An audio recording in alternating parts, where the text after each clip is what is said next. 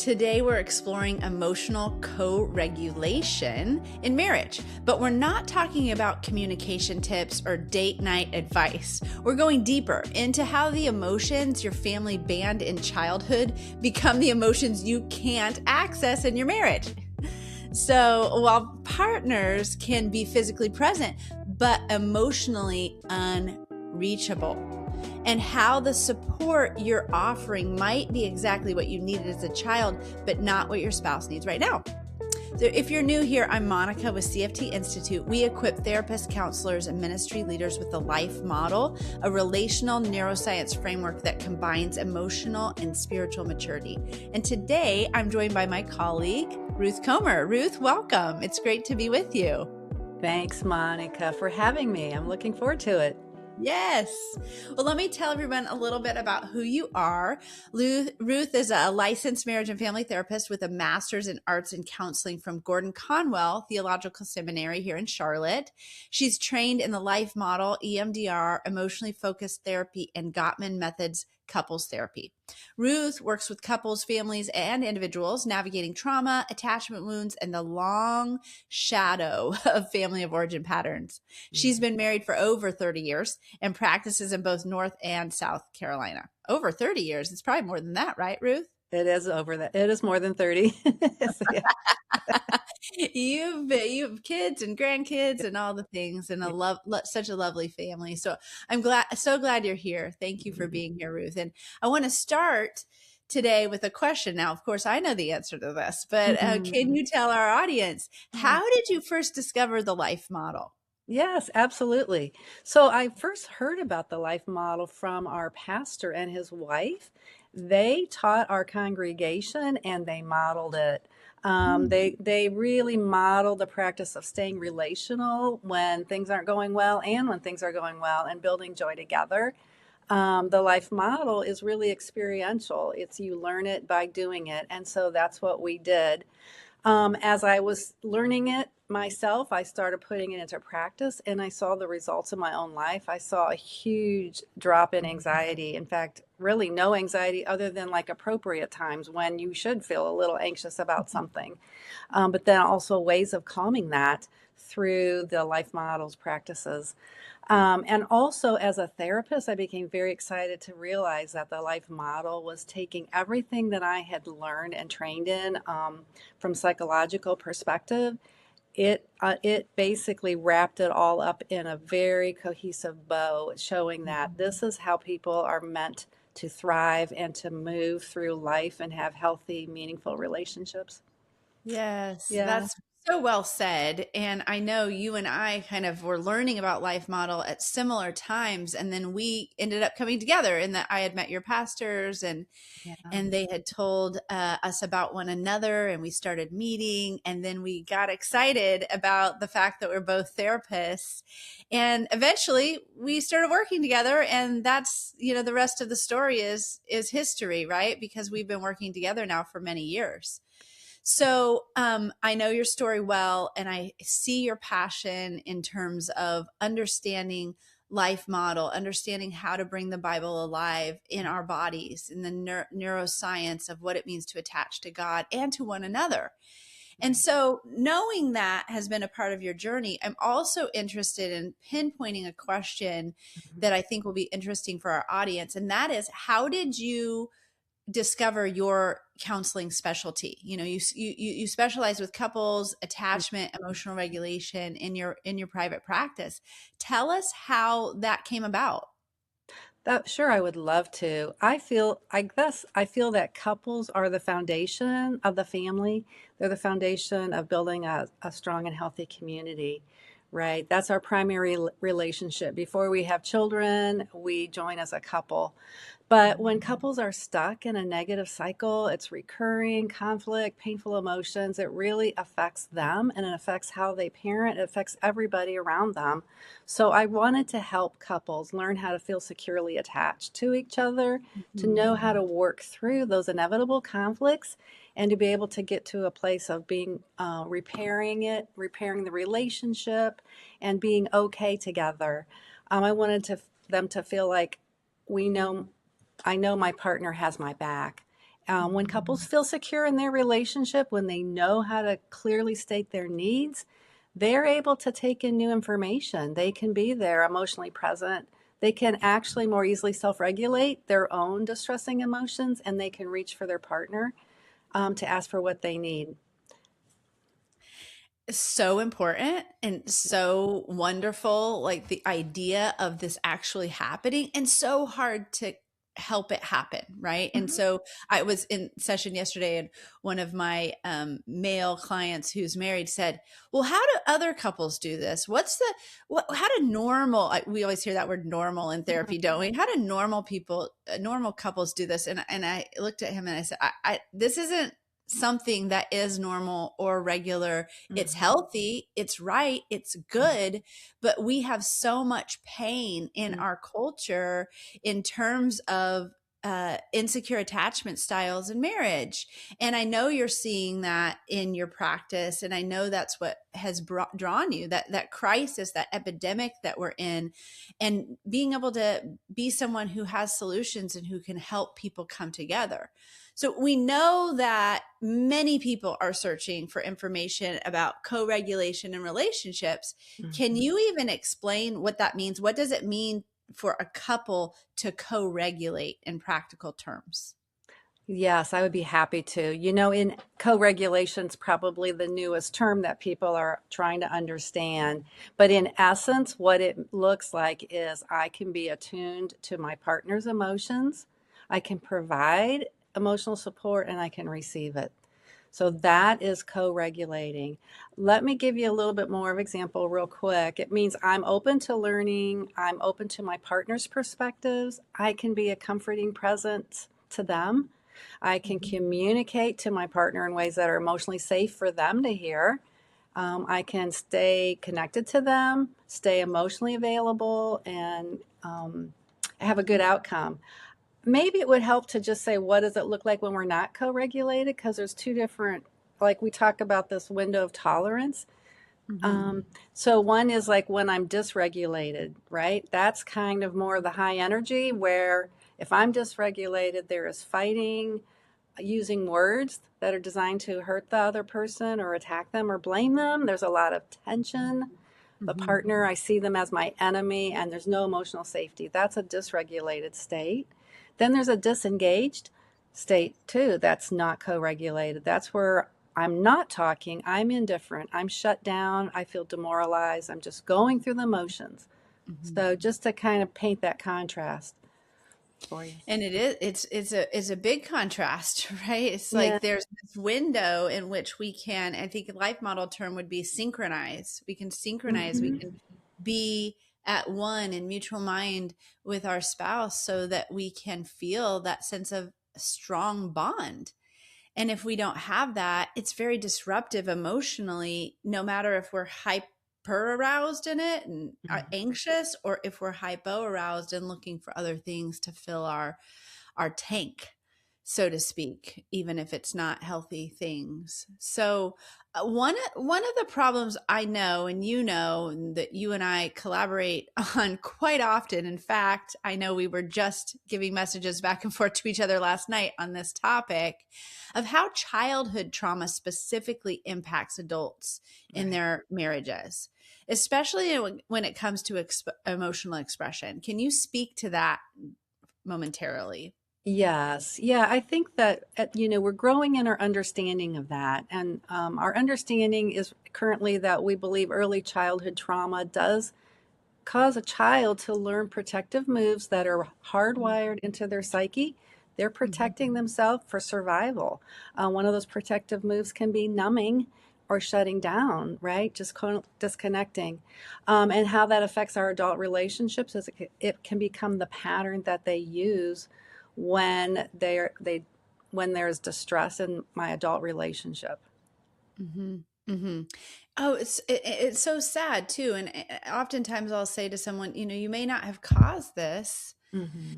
but you have to solve it. That's part of being an adult, is that we learn to no longer blame, but just to look at the reality of the situation that caused us to express ourselves in these dysregulated ways. But Yeah. now we have to figure out how to regulate our own nervous system so that we can be with our partner. And so that brings us to this next question, and that is, how do attachment styles Yeah. play a role in how married couples support each other during stress? You know, primary attachment styles really are present. Yeah. How do those play a role? Yes. And let me start with the life model because I think that's so helpful to paint the big picture. And neurobiblical theology, because God himself uses attachment language. He is the most secure parent figure we could ever have. And he can be our guiding light. And even the words where God is saying, I have loved you with an everlasting love, and underneath are the everlasting arms, that answers our longing to know, are you there for me, God? And do you see me? Because that's what attachment is. I need someone to be there for me, to have my back. So, securely attached, attachment style couples who are securely attached, this is what it looks like. There's trust, there's commitment, there's interdependence. I can tolerate feeling very close to you, and I can also tolerate when I need to be autonomous and be independent, work, do something on my own. They're lovable. They believe that they're worthy of being loved, and they can see others as trustworthy. But the other kinds of styles that we all have at times is like an insecure attachment. There's can be an anxious, fearful attachment, hypervigilance. We're overly sensitive to emotional cues. We jump to conclusions. We might be intense. We might come across as needy or demanding. And the big worry is, I'm going to be rejected. You know. And then there's the avoidant or dismissive, where we're shut down, we're suppressing our needs for attachment as if they don't exist. We've learned to distance ourselves, and we feel uncomfortable if a relationship gets too close. Yes, I've heard it said with this one, someone with avoidant attachment looks around at other people and says, "What's wrong with you? Yeah, What's wrong with the rest of the world? That I don't need anything. Why do they?" yeah, And it can be kind of crazy making for a spouse who's married to someone who with this avoidant attachment, because they feel like, that their normal needs or healthy needs, I don't like that word normal, hmm, are there's something wrong. And so yeah, all of those attachment styles are going to come out in marriage. And isn't it true that it's not about only one style per person? Just hmm. a lot of times we have a dominant style, correct? Absolutely. And our attachment style can be different, even on a different situation, even with the same person. Yeah. So it's just more of like being aware that Hmm. when I'm upset, I tend to go this way, and my partner usually goes the other way. You usually have more of an anxious person, an anxious attachment style is married or partnered with an avoidant. It's just more natural for us to do that. When you think about it, if you had two anxious people together, it's just difficult Hmm. to Yeah. navigate. So they're not as Opposites attractive attract. I'm thinking about that 80s song, Opposites to Attract. attract. They call it Yeah, Abdul. Yeah, they attract. exactly. It's Yeah. like, this is what happens. We end up with someone who's different. And it's Yeah. not for no reason. There's a reason for this, Mhm. right? That Absolutely. we want to balance the system. Our subconscious does. So we choose someone who Mhm. is different than us. And it really can be a benefit because it can help us see the things in ourselves if we could stop blaming for 2 seconds, right? Absolutely. Right. Yeah, when Yeah. you think of it, you can learn from, let's say you're the anxious partner, you can learn from your avoidant partner to Mhm. realize not everything has to be met with a really big response, and the opposite can happen. Yeah, your avoidant partner can learn from their anxious partner to realize, well, some things do need to be given some priority. Yeah. Yes, exactly. And so if we can step away from judgment and blame and discharging our pain and be curious with one another, we can actually grow really healthy and satisfying relationships. And I think that's what you're seeing with Yes. the couples who are doing the work, correct? Absolutely. They are building a stronger, more secure relationship. They're starting to understand that when their partner did this or that or said this or that, to see the heart behind it. And See the it heart makes, behind it. yeah. So, Ruth, I'm thinking about this idea of positive meaning from a negative event that you mentioned in your writing as well. Can you walk us through what that means to actually be able to do that with your partner? Yes. An example is probably the easiest. Think of some negative event in your life, like a huge disappointment, like a job loss. And the positive meaning could be for you that you found out your partner was supportive during that time and encouraging. Mhm. Oh, that makes a lot of sense. Right. So it's just this idea of there's a difficulty, but we can find positive meaning in it together. I think the Gottmans say, it's me and you versus the world. And that creates that deeper attachment, even though the world is a hard place to live in. So Yeah. you also mentioned that people often give the kind of support they wish that they would receive. What do Right. you see happening when partners actually do that and support each other this way? Well, it's natural because it's familiar. This is what means something to me.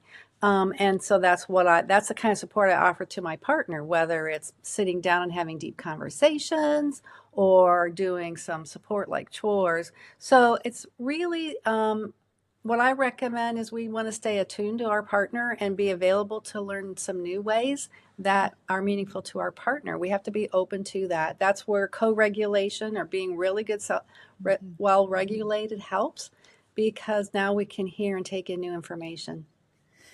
Yeah, so wonderful. When it's refreshing when you have a partner that you can do all of these things with, but Mhm.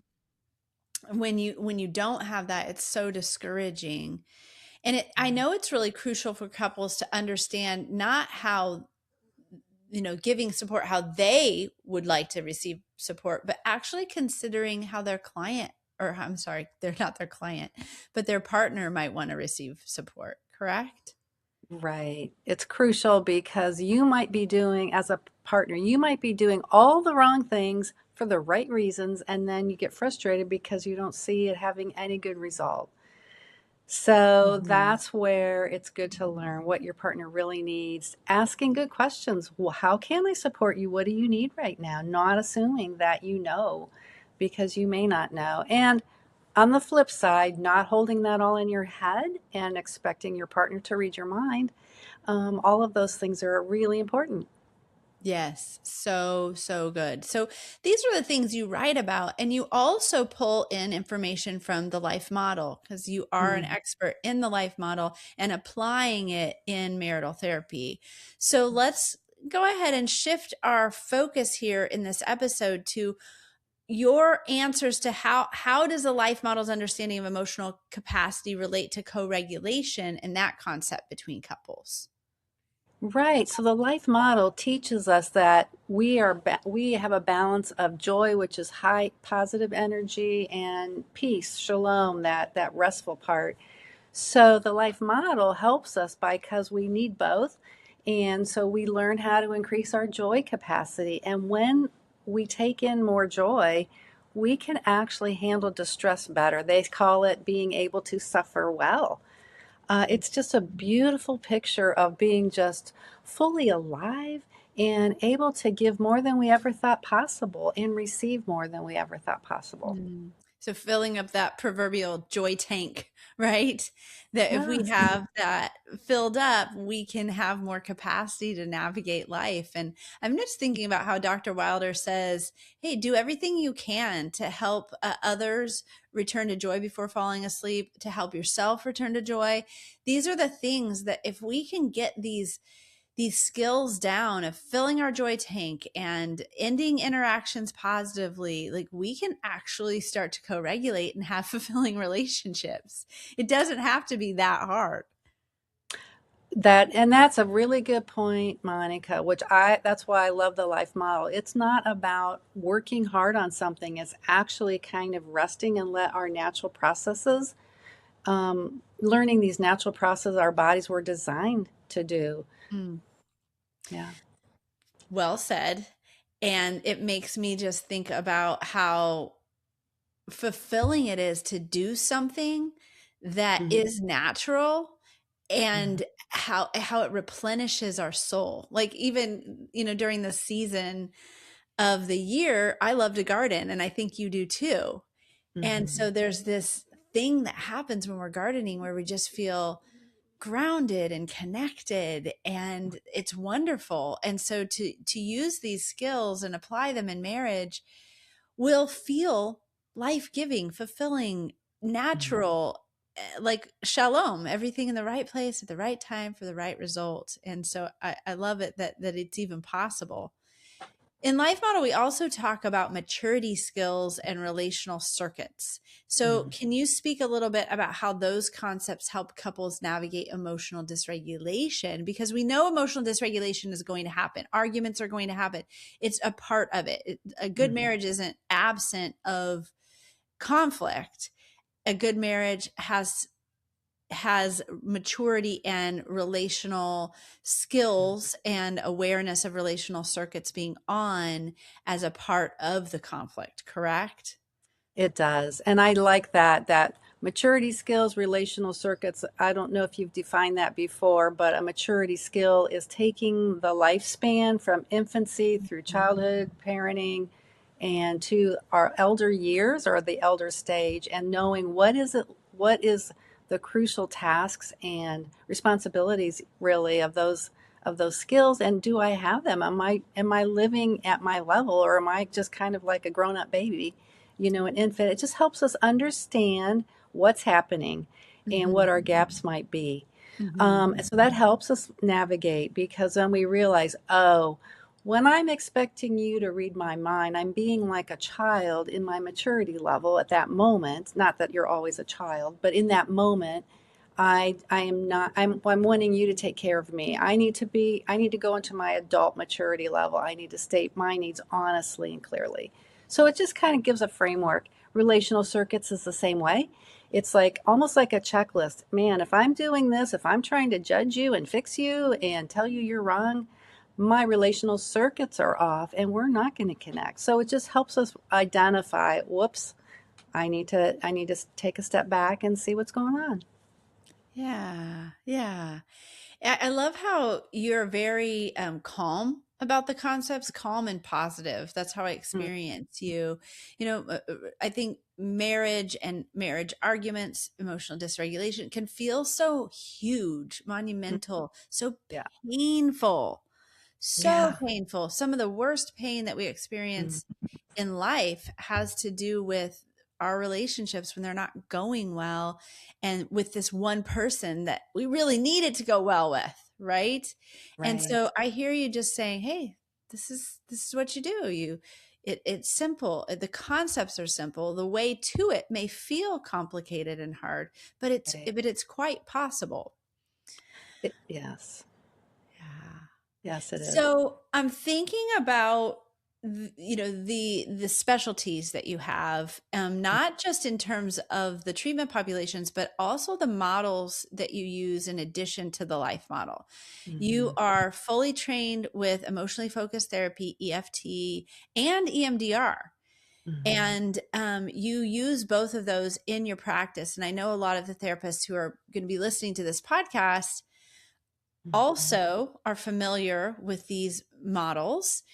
Mm-hmm. And I really want you to be able to kind of pinpoint how the life model and these other models to flow together and complement one another in Mm-hmm. terms of therapeutic approach and methodology. Yes, I think that's beautiful. What the way I use my training is, in the back of my mind, I'm thinking of life model concepts too. Would that enhance the therapy at this moment in time? Would Mhm. my client benefit from understanding that they're stuck right now because maybe they have a lot of child maturity gaps that we need to help? So I just use that as a supplement, and also sometimes the main structure really depends.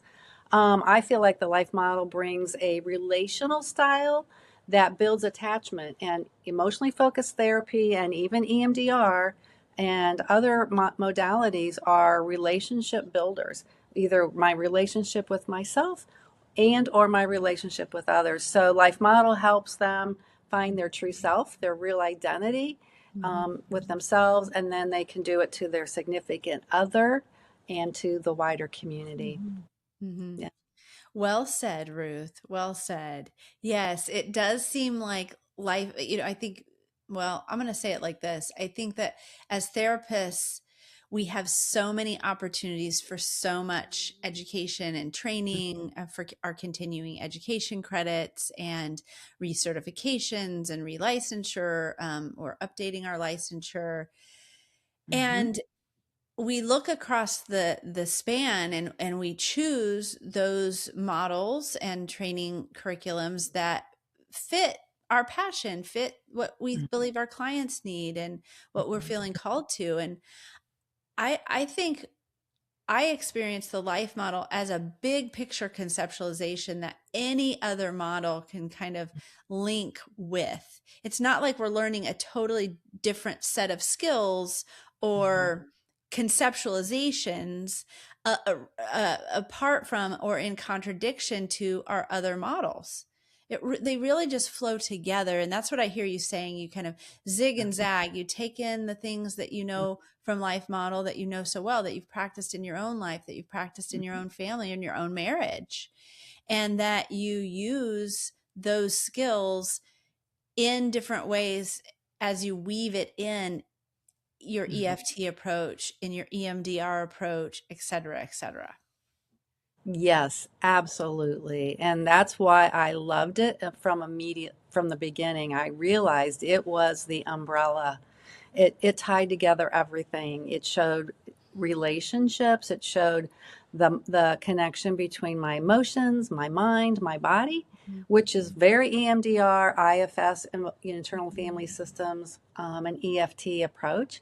So it's there. It depends on what my client needs and if they're open to the language of life model, or if I'm just teaching it to them without specifically saying this is life model. Yes. So it's not necessarily more heavy or Hmm. laborious content. It's life-giving.